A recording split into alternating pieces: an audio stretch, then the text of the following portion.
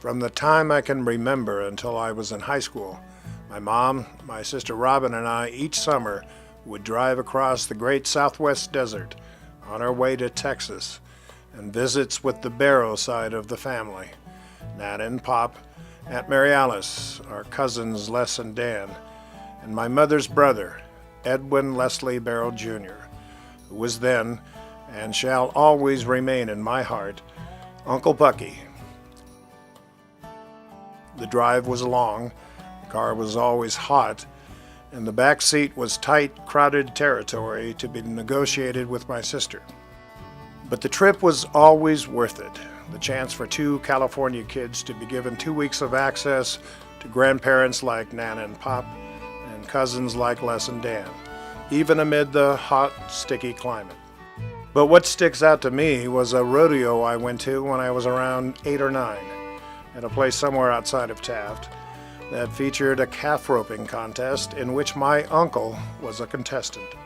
I can't remember how he did. I know he didn't win, but I think he did well enough. I just remember he wore chaps and a cowboy hat and cowboy boots, and man, did he look the part.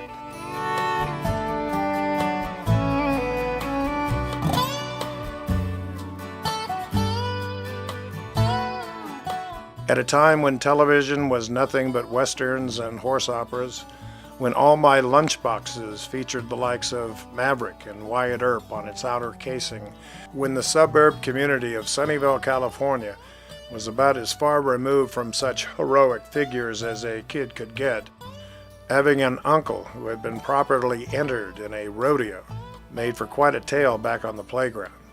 He'll always be a bit of that cowboy to me, a man made for Texas.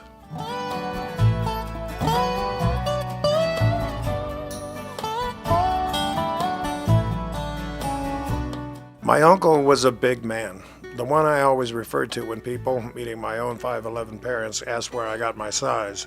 He was a big man in a lot of ways. A great father, husband, coach, teacher, and I hear he was a pretty fair grandfather as well.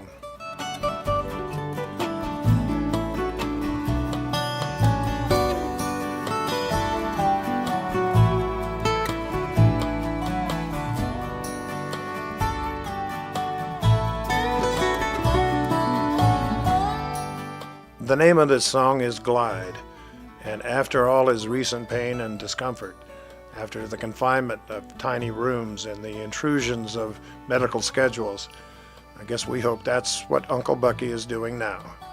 Just taking a nice glide, a nice ride, a nice trip home.